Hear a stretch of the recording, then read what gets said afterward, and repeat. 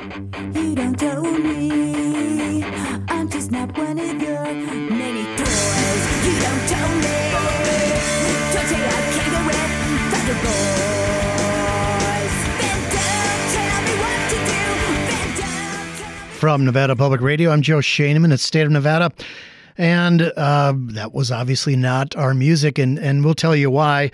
Record label owner, filmmaker, photographer, communications guru for UNLV's College of Fine Arts, Shahab Zargari wears more hats than almost anybody in Las Vegas' creative community.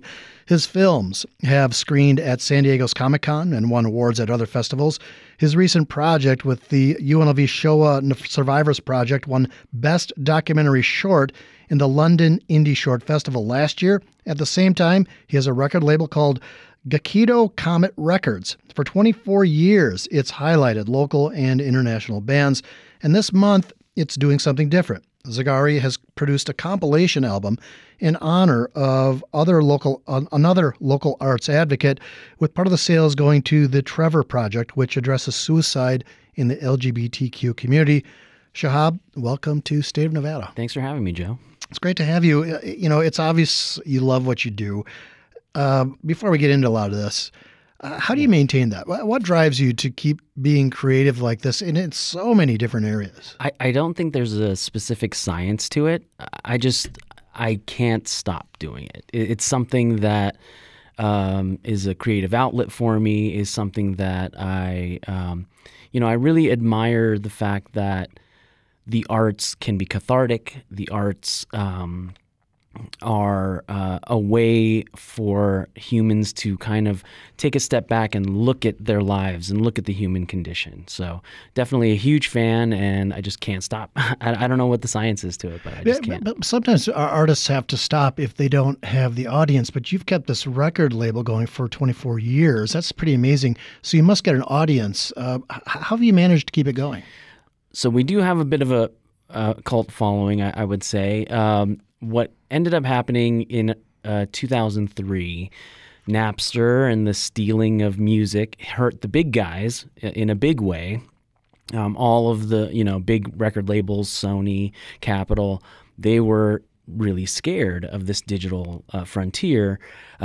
For us, it was almost akin to mixtapes in the 80s. It was actually kind of a good thing for us. If people downloaded something on LimeWire, they could then catch the band when they came through town, pick up a shirt, pick up a CD, that kind of thing.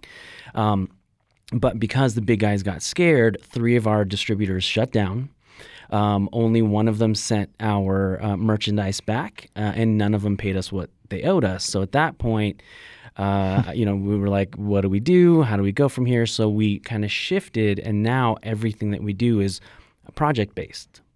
So where is your studio? So we don't record the bands. We are the label that puts out the merchandise, the CDs, the records, the USB sticks and that kind of thing. So we work with a lot of different studios. If they're international bands or from San Francisco, that kind of thing, they have their local folks. We generally go to Naked City Audio. A lot of our records over the past 10 years have been recorded there, and they're right off Industrial. When you say we, I assume you're talking about your wife, Hila, co-owner, who runs the label. How does that work, working with your wife on this? Does it help? It actually does. I'm the head in the clouds idea person, and she's, essentially the not necessarily the brakes on things, but the realist. She's the librarian in the Henderson Library District, and so she has that kind of analytical brain, and it really it works. It really is a yin and yang. Who else? Do you have other helpers? We do. So Brock Fabile, who is actually the front man of Go Bold, he's a part of the label. Jacob Gallegos is a part of the label. Kevin Sanders. It's really, on the website we say it's a family, and so it's a nice tight-knit group of friends, and we just love what we do. Well, what do you look for when you are picking bands to promote or to put on an album? one consideration is, as a small outfit, can we do them justice? If there isn't a synergy, if it isn't a win-win, we kind of pass on bands because we don't have the Sony budgets to promote things. We do have to take things, one step at a time. But generally, like I said, every new release nowadays, in 24 years in, each one is a new art project. Different benefactors, different people coming to it, and so each time it's almost like curating a new art exhibit almost. How many albums might you do in a year? That depends. I would say anywhere between 4 and 8. Okay. And you have a lot of other irons in the fire, and I want to get to those. But I want to talk about this compilation album that you put together. It's 16 cover songs by bands who've been with your label. And during this month, March, 100% of the sales will go to the Trevor Project, which addresses suicide in the LGBTQ community. We're going to have a link to that at knpr.org. And the album is your way of paying tribute to Emily Matview. She was a photographer who ran the music site punksinvegas.com. She died in 2021. Talk about Emily and why you're doing this. So Emily was a photographer, as you mentioned, and so I bumped into her in photo pits, shooting photos of bands and concerts and music festivals. So we saw each other quite a bit. Brock, who I mentioned earlier, frontman for Go Bold, actually created the Punks in Vegas logo, the first logo. And it really, the thing that stood out to, Gila, my wife, and I, about Emily and the Punks in Vegas crew is the amount of support that they would give to local acts, to national acts coming through Las Vegas, whether it was on the website or on the YouTube channel. Just like, the really kind words you said about me earlier are things that we would think about Emily. She didn't take money. She just supported the arts in, any way, shape, or form. By 2021, by the time she took her life, she did believe that she was a part of the LGBTQ community. And because the Trevor Project, first of all, they've been around since 1998. So we really wanted whatever we did for Emily to, be something that there's no red flags. There's no questions about what they do or how they do things. But it really does focus on suicide prevention efforts of LGBTQ youth. So that's why we chose them. The cover album, why the cover album? So we knew we wanted to do something for her. And so what we thought, and we said, okay, well, over this 24 plus years of doing this record label, we've done a lot of compilation albums. Okay, well, what's the glue there? Okay, well, a lot of bands, they either give an old song, they record a new song.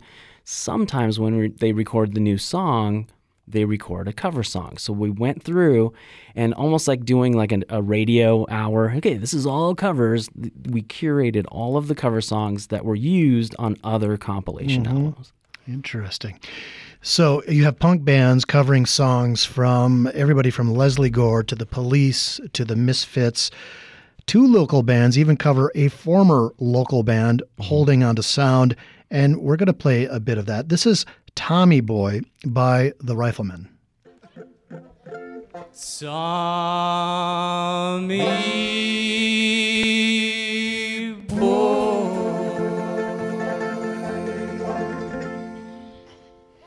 a boom boom boom. Tommy Boy became a man, driving outside Afghanistan. Saw a couple of fellas in the desert, didn't look too friendly.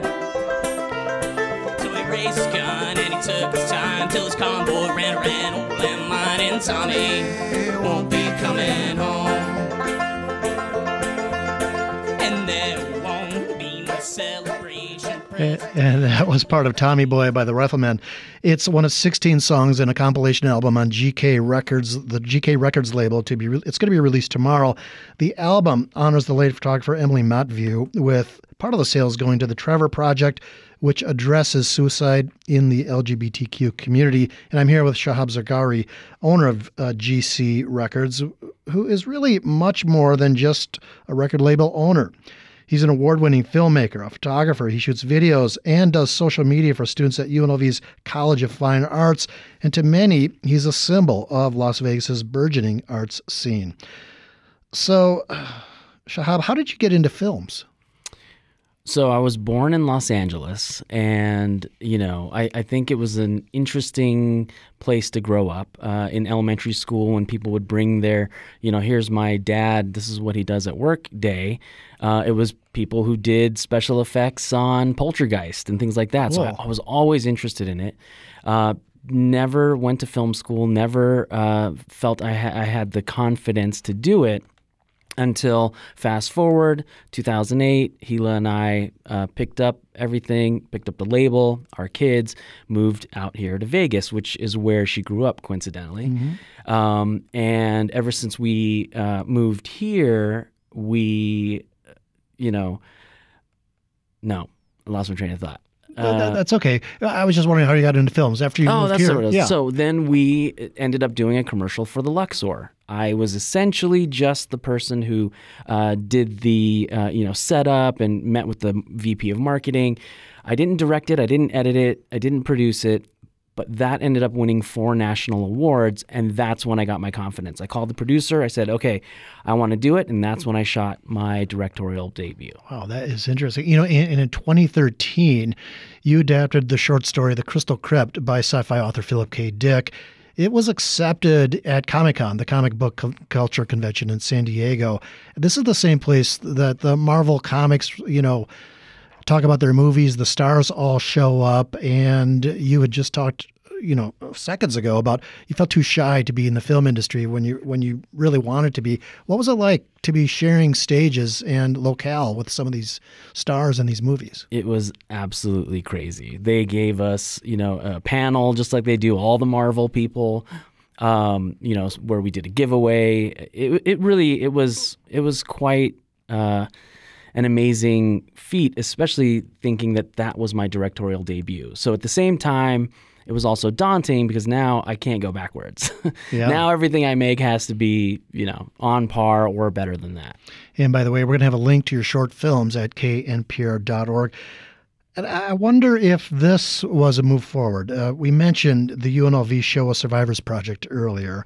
It's currently showing at film festivals, and your film features 4 local Holocaust survivors, and you use dancers from the UNLV dance department to give the stories this artistic flair. First of all, how did this project come to you?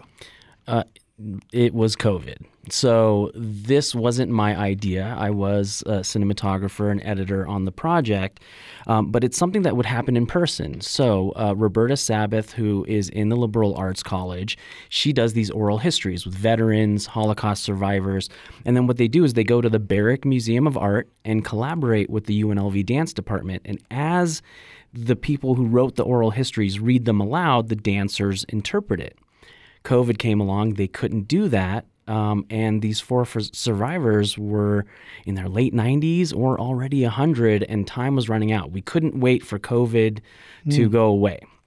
And so Roberta approached the dean of the College of Fine Arts, Nancy Usher, and asked her if it was okay, if Shahab became a part of this project. And so at that point, we filmed the survivors. We filmed them reading the oral history, and then we took about 13 months to come up with choreography, shoot the choreography, and then figure out how does this final product look? Is it talking heads and then we cut to a dance, or is it voiceover, or how is this structured? So, the film goes from pre-war, war, liberation, and then final thoughts. And that's kind of the story you go along. And it's free to watch if you just Google the UNLV Shoah Survivors Project. It's online. You can watch it. There's subtitles and chapters, so you can kind of pause and come back to it if you need to. For those watching, why does that work? So I feel, in this day and age where in many countries all across the globe, fascism is on the rise, I think it's kind of like a look at what's going on now by listening to stories, from the past. Henry, one of our survivors did actually pass away. So I'm really, really happy that we got his final thoughts on film. But I think, it's something to where, watching the dancers, you can almost escape and not have to. I mean, it really is some brutal stuff, and editing it took a long time because, trying to piece this footage with what they're saying here and then listening to what they're saying again and again and again. I mean, really, it was kind of a heavy subject, and I'm glad that people all around the world are seeing it. There's a center in Krakow that is going to put it on their website for Holocaust Remembrance Day, and that was a really nice thing to happen. And so, yeah. I know you'll do a heady project like that. I think is very important.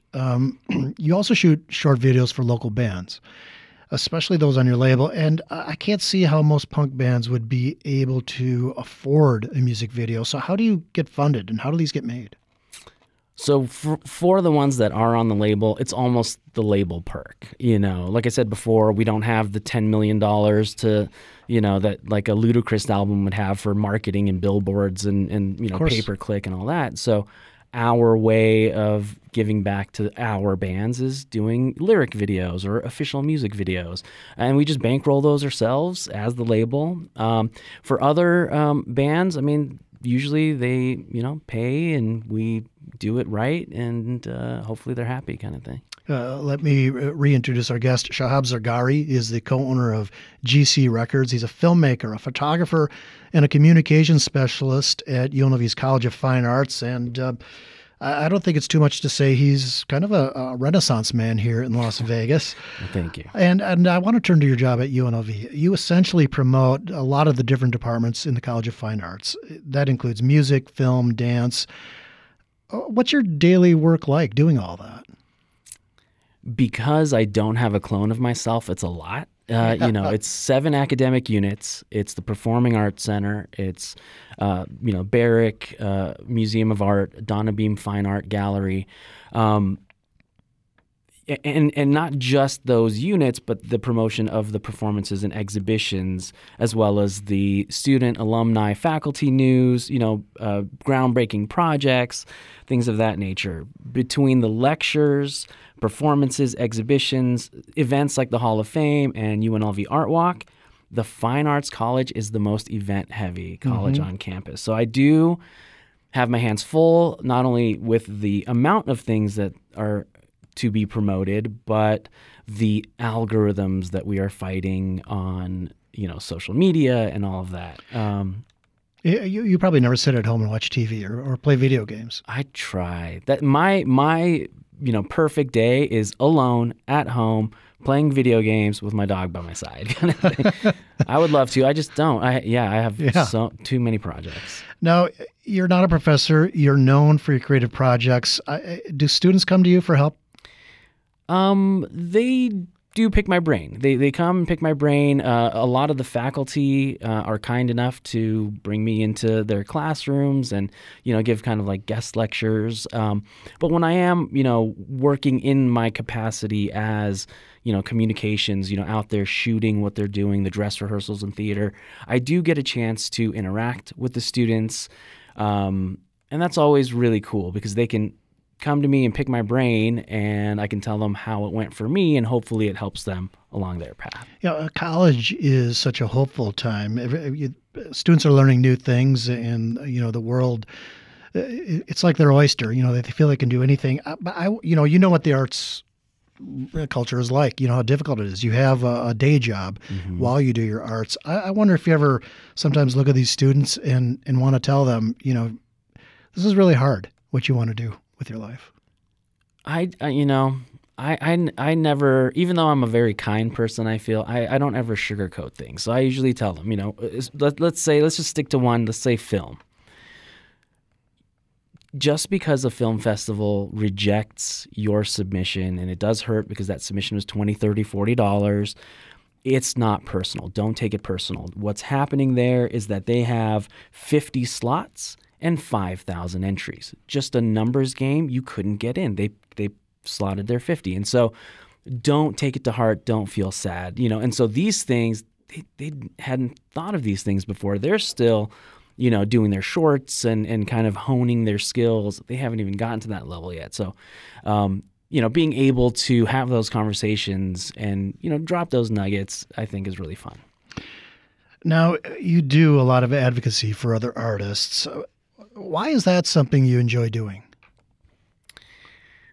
I think it's because I love the arts. The dean at the College of Fine Arts says that the arts are essential, and I agree with that. I think that we appreciate art even if we don't think we understand it. One quick anecdote, after the October 1st shooting, we had the first art walk planned the following Friday. And Nancy Usher, she was thinking, should we cancel it? Should we not cancel it? Would it be, not, a bad thing to do to continue on? And we continued on anyway. I think about 200-300 people showed up, and it really was cathartic. That entire week, everyone was in this fog because you knew someone there, or, someone was working it, or someone was at Mandalay Bay, whatever it was.